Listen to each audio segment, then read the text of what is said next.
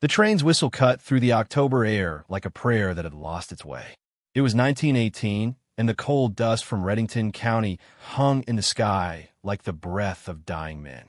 Mary pressed her face to the cold window and watched the world grow smaller and darker as the train climbed into the mountains of Pennsylvania. Her fingers held tight to the letter in her coat pocket, the one that promised her work and shelter at Reddington Abbey, where good girls could serve God and learn trade.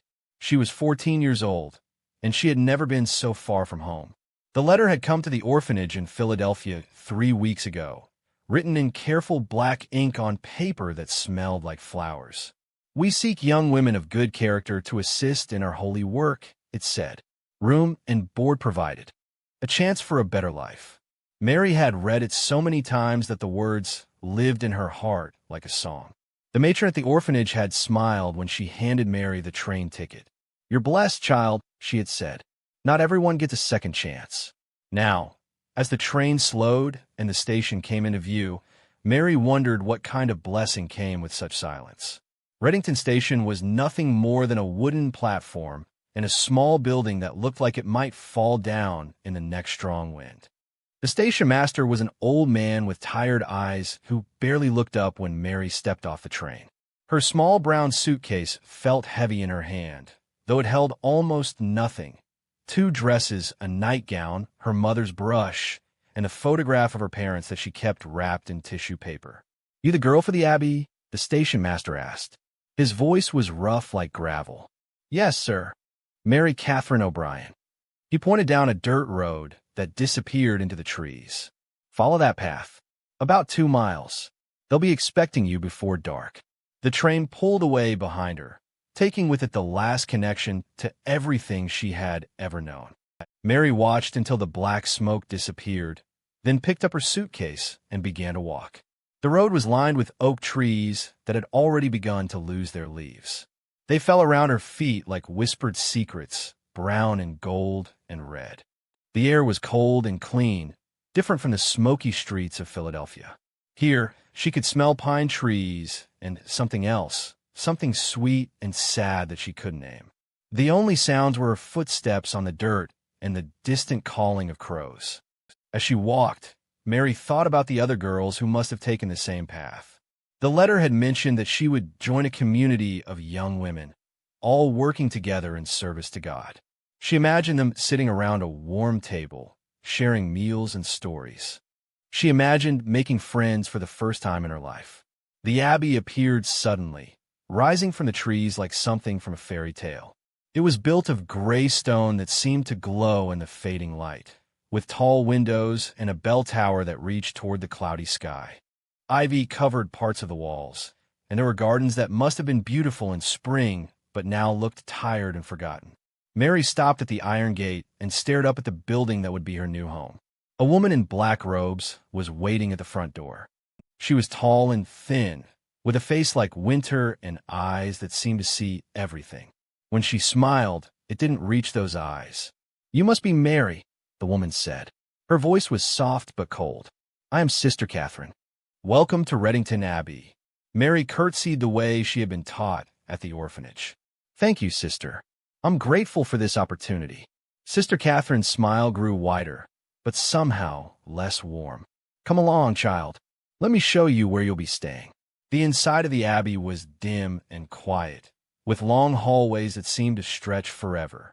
Their footsteps echoed on the stone floors. Mary saw doors, many doors, but they were all closed. The walls were lined with paintings of saints and angels, but in the candlelight, they looked more frightening than holy. They climbed a narrow staircase to the second floor. Here, the hallway was lined with small rooms, each with a wooden door marked with a number. Sister Catherine stopped at door number 14. "This will be your room," she said, producing a heavy key from her robes. The door opened with a creak that seemed loud in the silence. The room was small and simple, a narrow bed, a wooden chest, a small window that looked out over the gardens. But it was clean, and it was hers. Mary had never had a room of her own. "The other girls' rooms are along this hall," Sister Catherine said, gesturing toward the other doors. "You'll meet them tomorrow. For now, you should rest." Supper was served hours ago, but we keep bread and milk in the kitchen. I'll show you the way."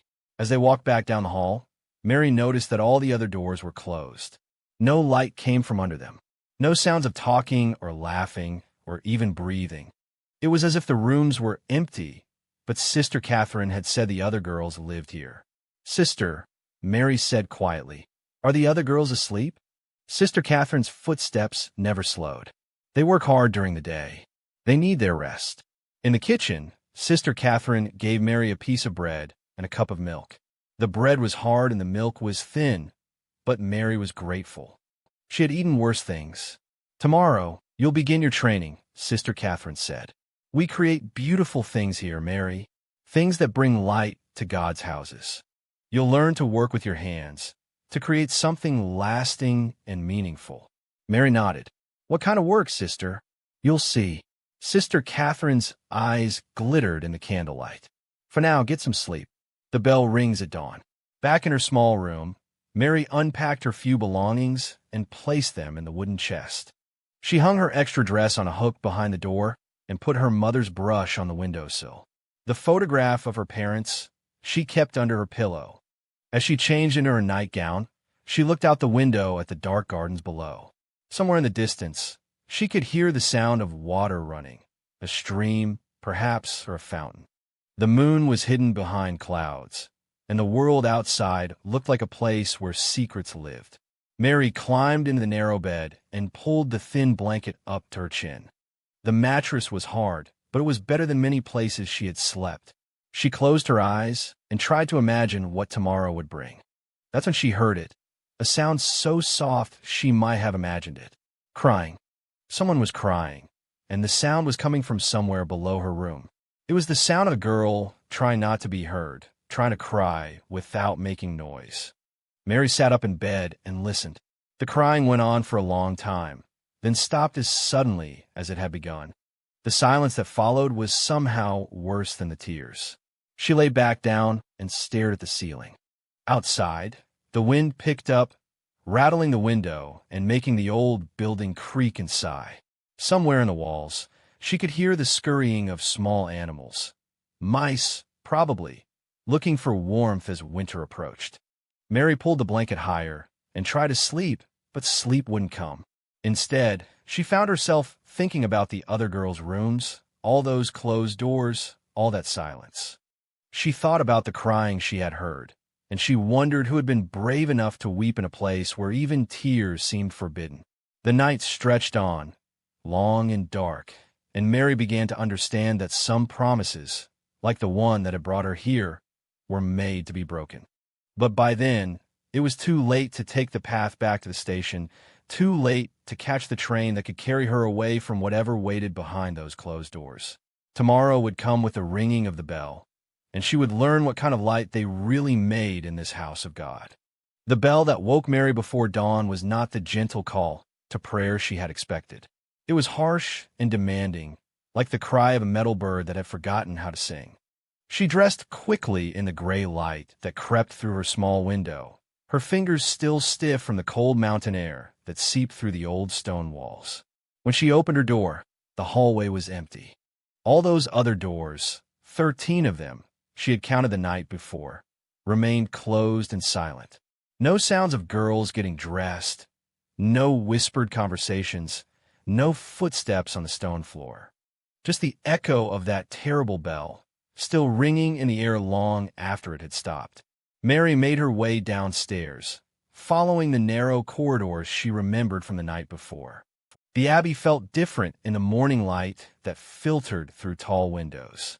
The paintings of saints on the walls seemed to watch her with sad, knowing eyes. The shadows lay in corners like things that were trying to hide. She found Sister Catherine in the kitchen, standing beside a pot of thin porridge that steamed in the cold air. The woman's face was pale in the morning light, and her dark robes made her look like a shadow that had learned to stand upright. "Good morning, Mary," Sister Catherine said. Her voice was calm, but there was something underneath it, something that made Mary think of ice forming on still water. "I trust you slept well." "Yes, sister. Thank you." Mary didn't mention the crying she had heard, or the way sleep had come and gone like a frightened animal. Sister Catherine ladled porridge into a wooden bowl and handed it to Mary along with a piece of bread that looked like it had been baked days ago. "Eat quickly," she said. "We have much work to do today." Mary ate the thin porridge and hard bread, tasting nothing but salt and emptiness. As she ate, she waited for the other girls to appear. Surely they would come for breakfast, would fill this quiet kitchen with voices and the sound of spoons against bowls. But no one came. "Sister," Mary said carefully, "where are the other girls? The ones who live here?" Sister Catherine's smile was thin as paper. "They've already begun their work. They start early, before dawn. It's the way we do things here. Hard work teaches discipline, and discipline brings us closer to God." When Mary finished eating, Sister Catherine led her through corridors she hadn't seen before. They went deeper into the abbey, down stone steps that seemed to go on forever.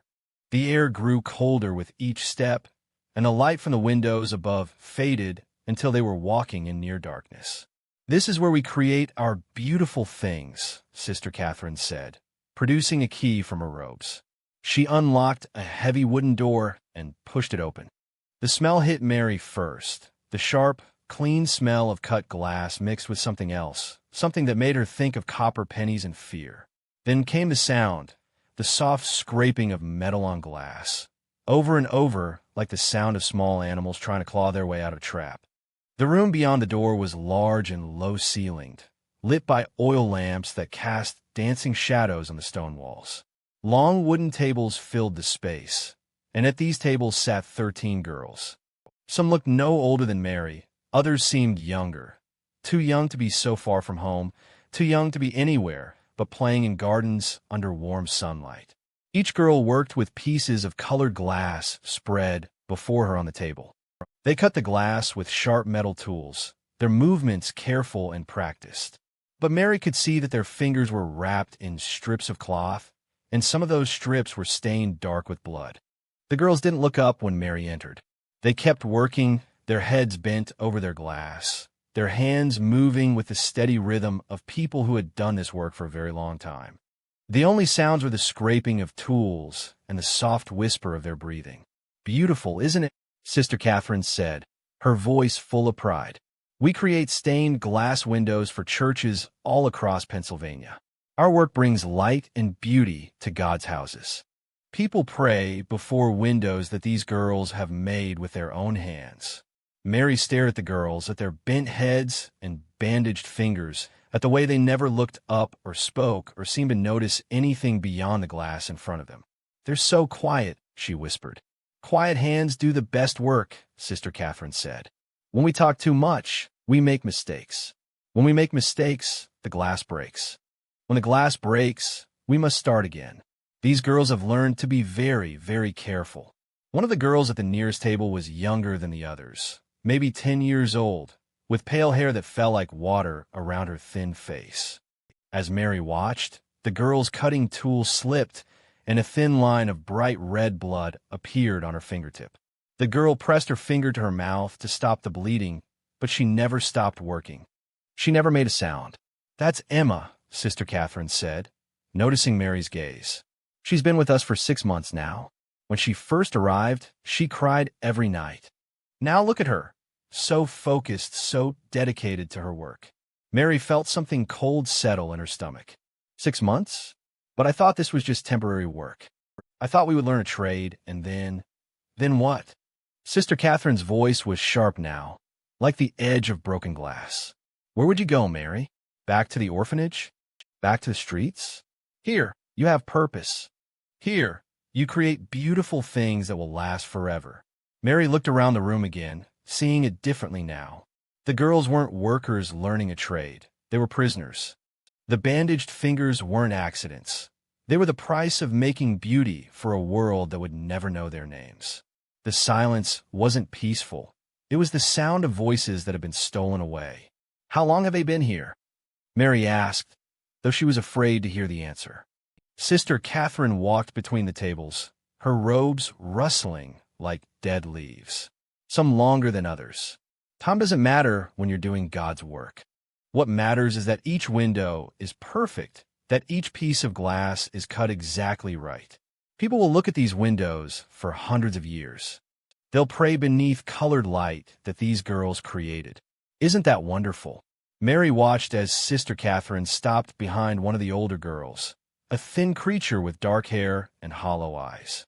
The girl's hands shook as she worked, and Mary could see that several of her fingers were missing the tips, as if they had been cut away by sharp glass over many months of work. "This is Sarah," Sister Catherine said, placing her hand on the girl's shoulder. Sarah flinched, but didn't stop working. "Sarah has been with us for 2 years. She's our most skilled worker. Look at the precision of her cuts, the way she handles the glass. She's learned to make her hands serve beauty, even when they hurt." 2 years. Mary felt the words settle in her chest like stones. 2 years of cutting glass in this dark room. 2 years of silence and bandaged fingers and the smell of blood mixed with lamplight. At the far end of the room, Mary noticed something else. A small desk where papers were scattered, and beside the papers, neat stacks of coins. Silver and gold caught the lamplight, more money than Mary had ever seen in one place. Sister Catherine saw her looking and smiled. "The churches pay well for quality work," she said. "Beautiful windows are expensive. These girls create something precious, something that will outlive them all." Mary felt sick. The girls created beauty, but they would never see the churches where their windows lived. They cut glass that would catch sunlight and cast rainbows on the faces of people at prayer, but they themselves worked in darkness, in silence, in a room that felt more like a tomb than a workshop. As if reading her thoughts, Sister Catherine moved closer. "You'll start with simple cuts," she said. "Emma will show you how to hold the tools, how to score the glass without breaking it. You'll learn quickly. You have good hands. I can tell." Mary looked at her hands that were still whole, still unmarked by years of cutting glass. She thought about her parents' photograph hidden under her pillow upstairs, about the dreams she'd had of learning a real trade, of someday having a life beyond these stone walls. "What if I don't want to stay?" she whispered. Sister Catherine's smile never wavered, but her eyes grew cold as winter wind. "Oh, child," she said softly, "that's not really a choice anymore.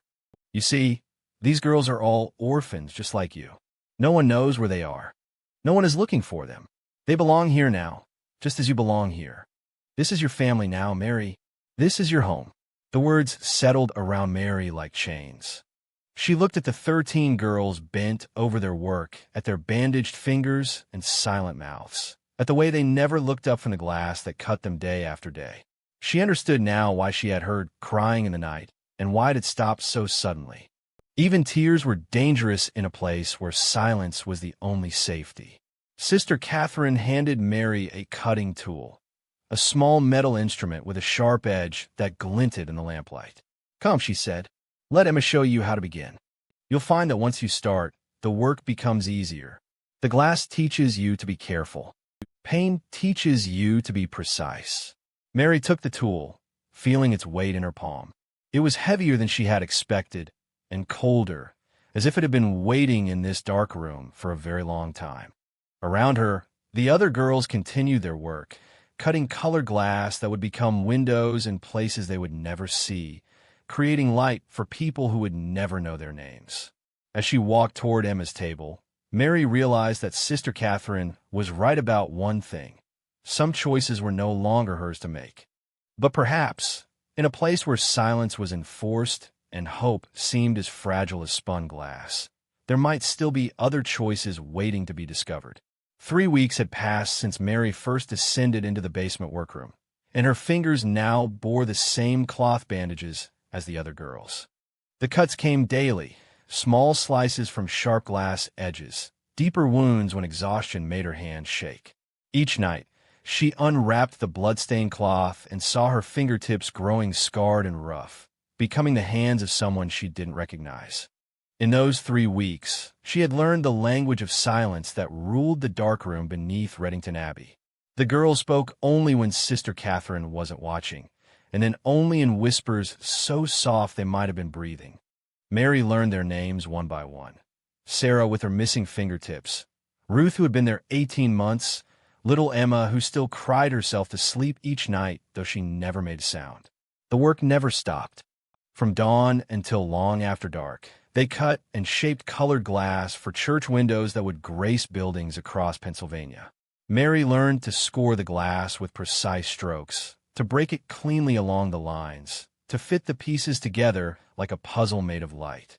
But the beauty they created felt like a mockery when set against the darkness of their prison. It was Emma who broke first. The little girl had grown thinner during Mary's time at the Abbey, her pale face becoming sharp and hollow. Her hands, too small for the cutting tools, shook more each day. Sister Catherine had taken to standing behind Emma's chair, watching every cut, demanding perfection from fingers that could barely hold the glass steady. On that November morning, as the first snow began to fall outside the small basement windows, Emma was working on a piece of blue glass, the color of summer skies that none of them had seen in months. Her cutting tool slipped, not once but twice, leaving jagged edges that would have to be smoothed away. "Clumsy child," Sister Catherine said, her voice cutting through the basement quiet like a blade. "How many times must I tell you? Steady hands, steady cuts. This glass is expensive. Each mistake costs money." Emma tried again, but her hand was shaking too badly now. The tool slipped a third time, and the glass cracked in the wrong place, ruining hours of careful work. That's when something inside the little girl seemed to break along with the glass. She stood up suddenly, her chair scraping against the stone floor. "I can't," she whispered, and her voice was like the sound of wind through broken things. "I can't do this anymore. My hands hurt. My fingers hurt. I want to go home." The other girls looked up from their work, their faces pale with fear. No one had ever spoken like this before. No one had ever said the word home in Sister Catherine's presence. Sister Catherine's face went white, then red, then white again. She moved around the table like a shadow given weight, her black robes rustling. "Sit down," she said, her voice deadly quiet. "Sit down and continue your work." But Emma was beyond hearing now. 3 weeks of fear and pain and endless cutting had pushed her small mind past its breaking point. She looked around the room with wild eyes, seeing clearly for the first time the prison they all lived in. "We're not workers," she said, her voice growing stronger. "We're slaves. We're locked down here. We never see the sun. We never." Sister Catherine's hand struck Emma's cheek with a sound like breaking wood. The little girl stumbled backward, her hip hitting the edge of the work table. She fell, her arms sweeping across the surface, sending pieces of cut glass flying to the stone floor. Emma landed hard among the scattered glass, and when she tried to push herself up, a large piece sliced deep into her left wrist. Blood began to flow, not the small drops they were all used to, but a steady stream that pooled on the dark stone. "Look what you've done," Sister Catherine said, standing over Emma's crumpled form. "Look at the mess you've made." This glass represented hours of work, hours of money. Mary watched the blood flow from Emma's wrist and felt something change inside her chest. Something that had been sleeping for 3 weeks suddenly woke up angry. She dropped her cutting tool and moved toward Emma, but Sister Catherine's sharp voice stopped her. "Sit down, Mary. This doesn't concern you." But it did concern her. It concerned all of them. Mary looked around the room at the other girls, at their bent heads and bandaged fingers, at the way they kept working even as Emma bled on the floor beside them. She saw Sarah's missing fingertips, Ruth's hollow eyes, the way they had all learned to disappear inside themselves to survive this place. "She needs help," Mary said quietly. "She needs discipline," Sister Catherine replied. "She needs to learn that her comfort matters less than her work." Mary knelt beside Emma and pressed her hand against the deep cut on the little girl's wrist. The blood was warm and bright red, and there was so much of it. Emma's eyes were wide and scared, but for the first time in weeks, they were also fully awake. "Help me," Emma whispered, so softly that only Mary could hear. That's when Mary noticed what Emma had fallen beside, the one window they were creating for the Abbey itself. It was meant to go in the small chapel upstairs, a window that would show angels and saints in brilliant colored glass. Sister Catherine had saved this project for last, calling it their masterpiece, the window that would show the world what beautiful work was done at Reddington Abbey. The window was nearly complete, mounted in its wooden frame, waiting only for the final pieces to be fitted into place. And now Emma's blood was dripping onto the clear glass at the bottom, the part that would catch the morning light when the window was installed. Mary looked at the blood on the glass, and suddenly she understood what needed to be done. "Emma," she whispered, "can you move your finger?" The little girl nodded, confused but trusting. "Write something," Mary said urgently, "in the blood on the glass. Write our names." Emma stared at her. "What? Our names?" Mary repeated. "All of them. So people will know we were here." Understanding dawned in Emma's pale eyes. With her good hand, she dipped her finger in the blood flowing from her wrist and began to write on the clear glass. Her letters were shaky and small, but clear enough to read. Emma Miller, age 10. Mary looked around the room quickly. Sister Catherine had gone upstairs to get bandages and hadn't yet returned. The other girls were watching now, their work forgotten. "Help us," Mary whispered to them. "Just this once. Help us." One by one they came. Sarah first, then Ruth, then all the others. They used Emma's blood. There was enough, too much, to write their names on the clear glass at the bottom of the window. 14 names in shaky red letters, with their ages, their real ages that Sister Catherine had tried to make them forget. Mary Catherine O'Brien, 14. Sarah Blackwood, 16. Ruth Morrison, 15. Names that meant lives, that meant families somewhere who might still wonder what had happened to their daughters. They worked quickly, knowing Sister Catherine would return soon. Emma, growing weak from blood loss, managed to write one more thing at the very bottom of the glass. "Help us. We are trapped here." 1918. When they finished, Mary helped Emma wrap her wrist in strips torn from her own dress. The other girls returned to their seats and picked up their cutting tools, but something had changed in the room. The silence was different now, not the silence of despair, but the silence of shared secrets, of desperate hope. They had almost finished cleaning up the scattered glass when Sister Catherine's footsteps echoed on the stone stairs. She returned with clean bandages and a bottle of something that smelled sharp and medical. "Stand up, child," she said to Emma, who struggled to her feet with Mary's help. Sister Catherine examined Emma's wrist with the efficiency of someone who had treated many such wounds. She cleaned the cut and wrapped it tightly, her movements gentle but her eyes cold. "You'll work with one hand until this heals," she said, "and you'll work extra hours to make up for the glass you broke." As she spoke, Sister Catherine's gaze fell on the window frame nearby. Mary's heart stopped as she watched the woman's eyes move across the clear glass at the bottom, where 14 names were written in Emma's drying blood. For a long moment, Sister Catherine said nothing. She simply stared at the names, at the ages, at Emma's desperate message written in red letters that caught the lamplight like accusations. When she finally spoke, her voice was quieter than Mary had ever heard it. "So," she said, "you think someone will see this? You think someone will care?" Mary felt the other girl's fear like a living thing in the dark room. But she also felt something else, a stubborn hope that refused to be crushed. "People should know," Mary said quietly. "They should know our names." Sister Catherine smiled then, but it was not a kind smile. It was the smile of someone who had just heard a joke that no one else would ever understand. "Oh, my dear girls," she said, moving toward the window frame. "You still don't understand, do you? This window will never leave this room. It was never meant for the chapel upstairs. It was meant to teach you a lesson, that beauty created in darkness belongs to darkness." She picked up a heavy cutting tool from the nearest table and raised it above the window frame. Mary saw what was about to happen and lunged forward, but she was too late. The tool came down on the glass with a sound like the world breaking, and their names, all 14 names written in Emma's blood, shattered into 1,000 pieces that caught the lamplight as they fell to the stone floor. But even as the glass broke and their message scattered like fallen stars, Mary noticed something that Sister Catherine had missed in her anger. One small piece of the clear glass, no bigger than her palm, had broken away clean and skittered under Emma's work table. On that piece, in letters dark as dried blood, Emma's final message remained: "Help us. We are trapped here." 1918.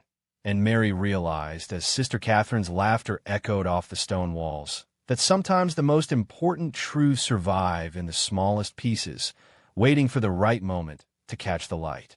The autumn of 1978 came to the mountains of Pennsylvania with the same gold and red leaves that had fallen in 1918, but the world beneath them had changed. The coal mines were mostly closed now, the town's half empty, and Reddington County existed only in old maps that collectors kept in dusty boxes. The train tracks had been pulled up years ago, and the road that once led to the Abbey was barely more than a deer path winding through 60 years of wild growth. Dr. James Morrison was following that path on a crisp October morning, pushing through brambles and fallen logs that blocked his way. He was a historian from the University in Philadelphia, drawn to this forgotten corner of the state by a reference he'd found in a 1919 church record, a mention of beautiful stained glass windows created by the sisters at Reddington Abbey, windows that had suddenly stopped being delivered without explanation. The Abbey appeared through the trees like a ghost made of stone, its gray walls covered in ivy that had grown thick as a blanket. Most of the roof had fallen in, and the windows were empty frames that looked out on nothing. But the building still stood, solid and strange, like something that refused to be completely forgotten. Dr. Morrison had spent his career studying abandoned places, but there was something about this building that made him move more slowly, step more carefully. The silence here was different from other ruins he had explored. It wasn't the peaceful quiet of time passing. It was the hell-breath silence of secrets waiting to be told. He found the front door hanging open on rusted hinges and stepped inside. The hallways were filled with fallen leaves and the nests of small animals. But he could still see the faded paintings on the walls, saints and angels whose faces had been washed pale by decades of rain coming through the broken roof. It was in the basement that he found the first signs of what had really happened here. The heavy wooden door at the bottom of the stone steps stood partially open, its lock broken long ago. Inside, Dr. Morrison's flashlight beam swept across a large room filled with the remnants of old work tables. The stone floor was covered with scattered pieces of colored glass, thousands of them, glinting like jewels in the flashlight's glow. He knelt and picked up a piece of blue glass, holding it up to his light. It was perfectly cut, with smooth edges that spoke of skilled hands and careful work. But as he looked closer, he saw something that made his breath catch in his throat. There were dark stains on some of the glass pieces, stains that looked like they might once have been red. Dr. Morrison spent hours in that basement room, carefully collecting pieces of glass and making notes in his journal. He found cutting tools rusted with age, strips of cloth that might once have been bandages, and in one corner, partially hidden under fallen stones from the ceiling, something that made him understand the true horror of what had happened here. There were small bones, the bones of children, 14 sets of small finger bones scattered among the glass like forgotten prayers. Some were missing pieces, fingertips that had been cut away by years of working with sharp edges. Dr. Morrison sat back on his heels and stared at them, these tiny remnants of lives that had been lost and forgotten in this dark room beneath the earth. But it was when he climbed back upstairs and found the chapel that the full story began to reveal itself. The chapel was in better condition than the rest of the abbey, protected by walls that had held strong against 60 years of weather. Most of the windows were gone, their frames empty and broken. But one window remained intact, and when Dr. Morrison first saw it, he thought his eyes were playing tricks on him. It was a stained glass window unlike any he had ever seen. Instead of the usual religious scenes, this window showed 14 young girls, each one rendered in perfect detail with pieces of colored glass that caught the afternoon light streaming in through the broken roof. The girls' faces were beautiful and sad, their eyes looking out with an expression that seemed to hold all the sorrow in the world. At the bottom of the window, in clear glass that seemed to glow with its own light, were their names. 14 names written in letters that looked like they had been traced in something darker than paint. Letters that seemed to shimmer between red and brown, depending on how the light hit them. Mary Catherine O'Brien, 14. Emma Miller, 10. Sarah Blackwood, 16. Ruth Morrison, 15. Dr. Morrison stared at that last name, his own family name, and felt a cold recognition settle in his chest. Ruth Morrison. He had heard that name before, whispered in family stories about a great aunt who had disappeared as a child, gone to work somewhere, and never returned home. He spent the rest of the day studying the window, taking photographs and making careful drawings in his journal. The more he looked, the more details he noticed. The girls in the window weren't posed like saints or angels. They were shown as they must have looked in life, with bandaged fingers and tired eyes and faces that were too thin from not enough food. But there was something else in their expressions, something that took Dr. Morrison hours to understand. It wasn't just sadness in their faces, it was love. Despite everything that had happened to them, despite the darkness and the pain and the fear, these 14 girls loved each other. The window showed them holding hands, supporting each other, their eyes reflecting a bond that even death had not been able to break. As the sun began to set, sending long rays of colored light through the window, Dr. Morrison noticed something he had missed before. One of the girls in the window, the one whose name was Mary Catherine O'Brien, was different from the others. While the other 13 girls looked out at the viewer with expressions of sadness and hope, Mary looked back over her shoulder, as if she was watching something behind her. Her face held a kind of fierce protectiveness, the look of someone who would fight to the end for the people she loved. Dr. Morrison found the answer to Mary's expression when he discovered the small piece of clear glass hidden in a crack in the chapel wall. It was no bigger than his palm, and on it, written in faded letters that might once have been read, were the words, "Help us. We are trapped here." 1918. He held the glass up to the dying light and understood. This was what remained of the girls' desperate attempt to tell their story. The message they had written in Emma's blood on a window that Sister Catherine had destroyed in her rage. But somehow, this one piece had survived, had been hidden away by someone who knew its importance. As darkness fell over the abandoned abbey, Dr. Morrison sat in the chapel and tried to piece together what had happened in the winter of 1918. 14 girls had been brought here with promises of work and shelter. They had been forced to create beautiful things in darkness, their young hands cut and scarred by the glass they shaped for churches across Pennsylvania. And when they had tried to tell their story, to leave some record of their suffering, they had been silenced forever. But they had found another way to speak. The window that Dr. Morrison sat beneath wasn't just a work of art. It was a memorial, a gravestone made of light and color. Someone had created it to honor the girls who had died in the basement workroom, to make sure their faces would never be forgotten. And Dr. Morrison suspected he knew who that someone had been. Mary Catherine O'Brien, the girl who looked back over her shoulder with such fierce love in her eyes. Somehow, she had found a way to create this window, to preserve the memory of her friends in glass that would outlast stone and steel. Maybe she had convinced Sister Catherine to let her make one final window. Maybe she had worked on it in secret, piece by piece, until it was complete. Or maybe, and this thought made Dr. Morrison's hands shake as he wrote in his journal, maybe Mary had made a different kind of choice. Maybe she had helped the other girls escape, staying behind herself to face whatever punishment Sister Catherine would inflict.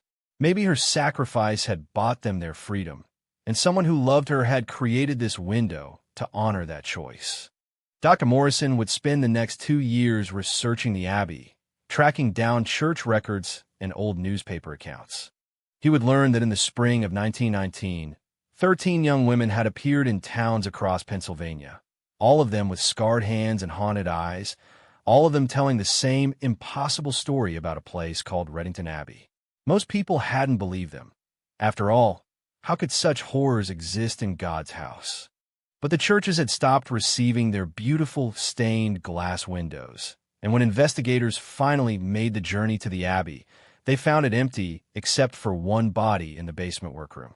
A 14-year-old girl named Mary Catherine O'Brien, who had died of cold and starvation sometime during the winter of 1918 to 1919. The official report said she had been alone, that there was no evidence of any other girls ever being there. The investigators hadn't known to look for the small bones scattered among the colored glass, or the window in the chapel that told the real story. Dr. Morrison would arrange for the window to be carefully removed from the abbey and installed in a small memorial chapel he built with his own money. He would make sure that anyone who visited could read the names of the 14 girls and understand what they had endured.